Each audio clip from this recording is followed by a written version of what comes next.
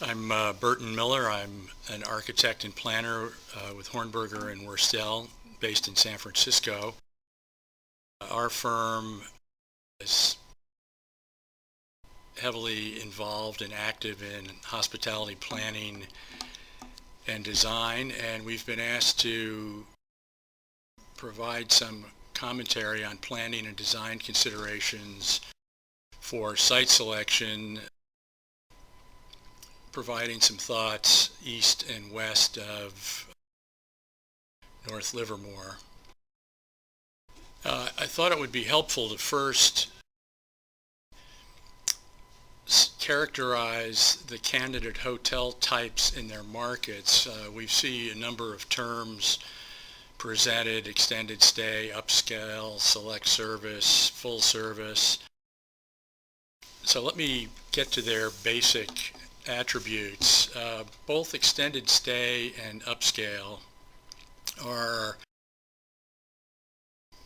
quite similar in that they tend to be in the 125 room range. They provide limited service, that is to say, generally a single meeting room, meeting space of 500 to maybe 900 or 1,000 square feet, very limited food service.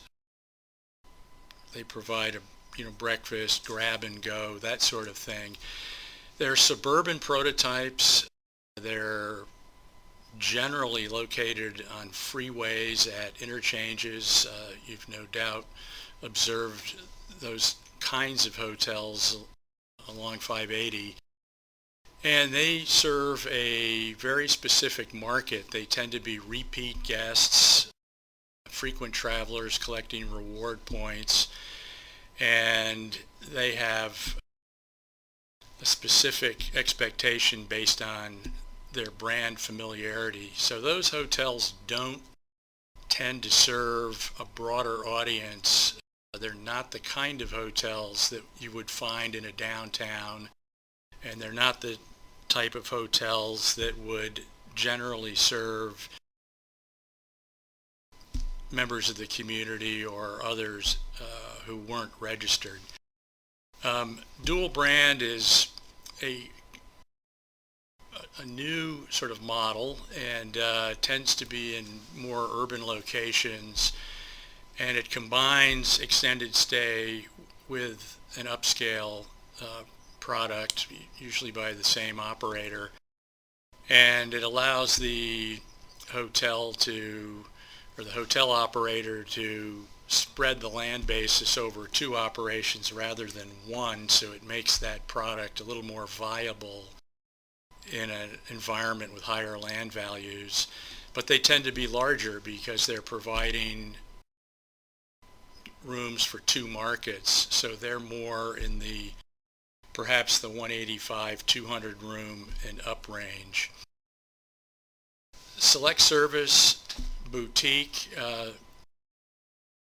I characterize this as an appropriate model for sort of a downtown local market, community focused.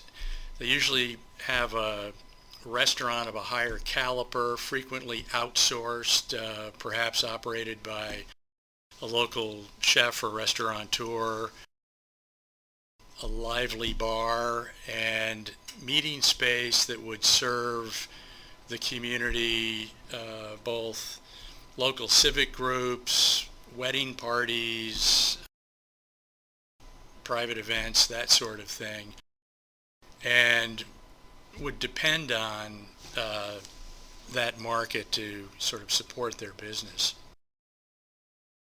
I'm borrowing a slide here from Russ illustrating upcoming hotels, and it reinforces that point that they're clustered around freeways and interchanges, and you just don't find them in downtown environments.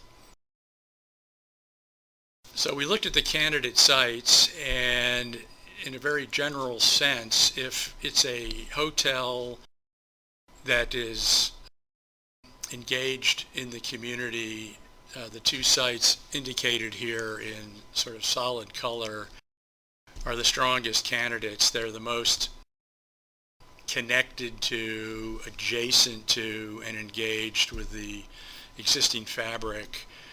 If it were a hotel type, less reliant on that and serving a more transient, focused guest demographic, these other sites would be probably more appropriate. So we wanted to just confirm that the east site, which is the smaller site, had the carrying capacity to accommodate the development program being considered. The site is, the buildable area is estimated at 58,000 square feet. A 120 plus room boutique hotel would likely have a ground level footprint of 18 to 24,000 square feet. 120 guest rooms would fit at 3 levels over that ground level, so a 4-story building. So that site seems to have the capacity to accommodate that level of development. The west site, of course, has greater capacity and would be more mixed use in nature. And we looked at access and circulation. Here on the east side, we understand that the city parking reserves are being expanded, and parking for the east site is readily accessible to valet to those locations.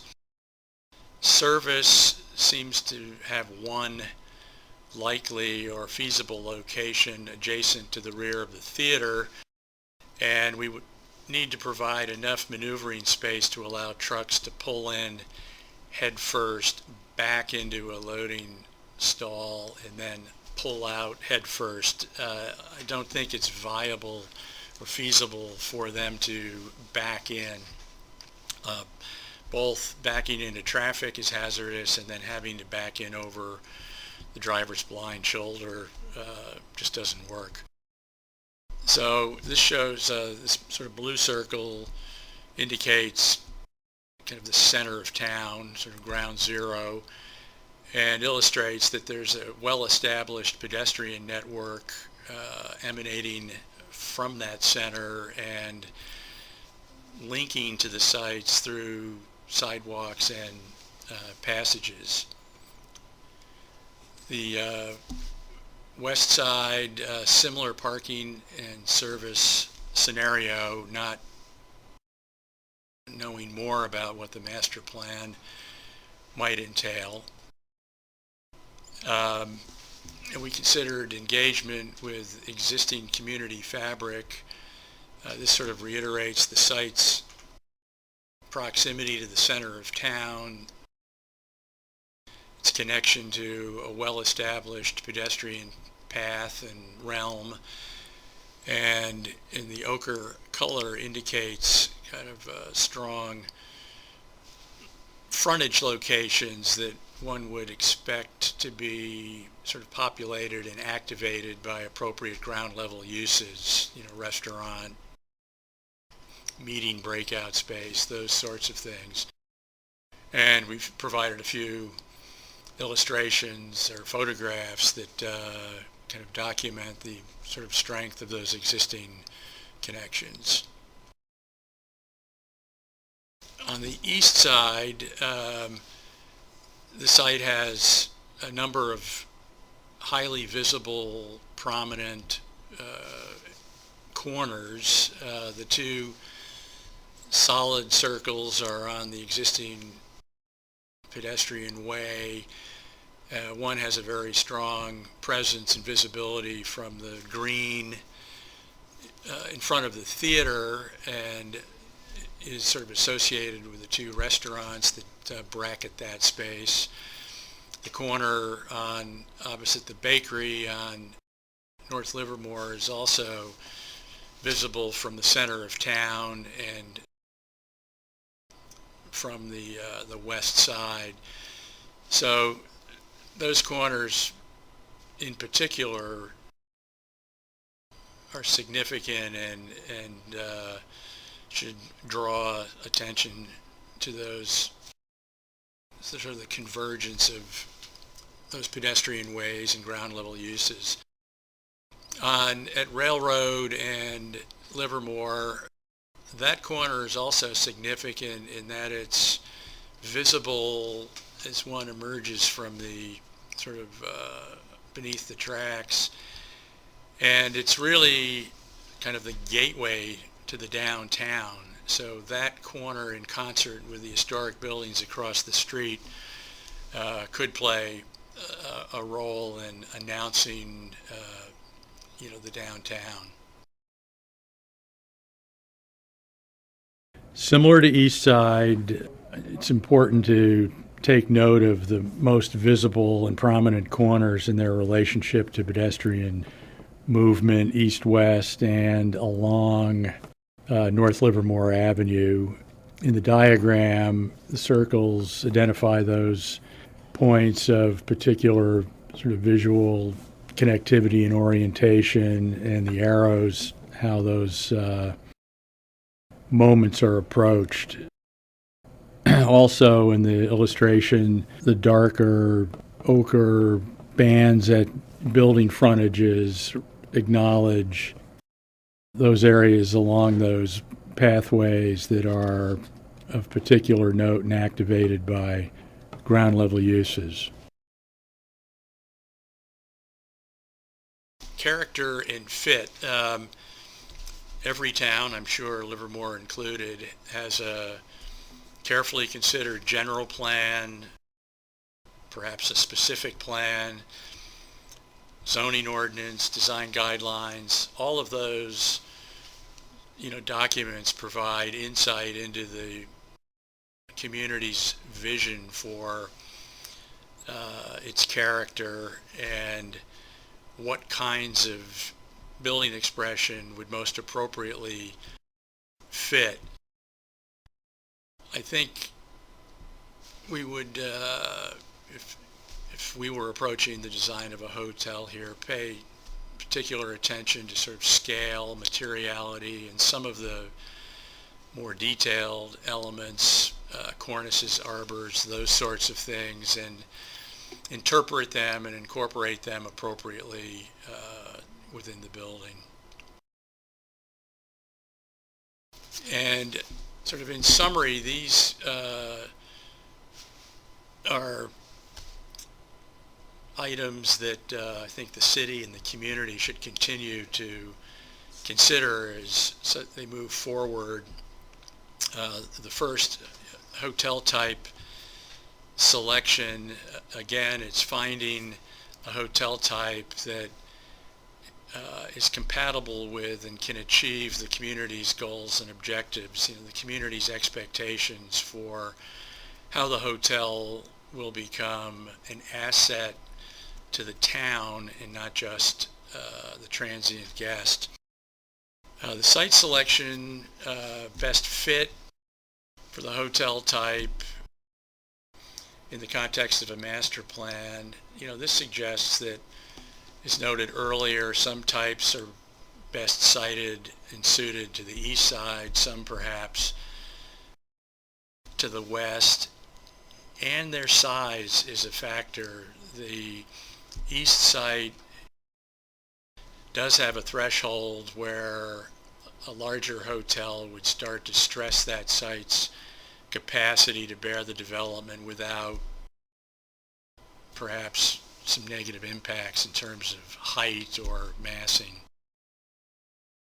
And it sort of introduces the third, which is making certain that the program is and the site are sort of well suited so that height, bulk, and mass are appropriate. We want to capture and build on existing access, both physically and visually, strengthen and build on existing linkages and circulation patterns. So the hotel is sort of woven into the fabric and the way people move through this part of town.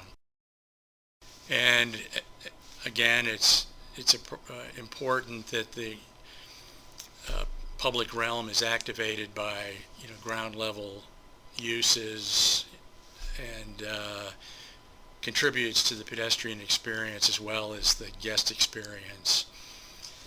And as noted in the prior slide, character and fit really needs to be a match with the community's vision for their town.